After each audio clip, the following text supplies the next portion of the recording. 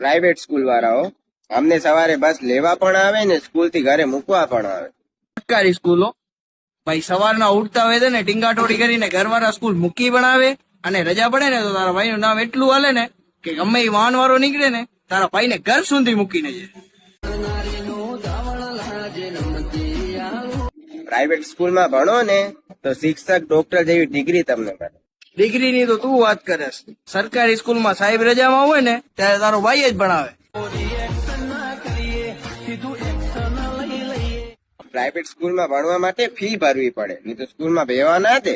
અમે ફી બી ને ભર્યો મારા કલેજા. અમે તો સ્કૂલમાં આવવા માટે સરકાર સામેથી પૈસા દે.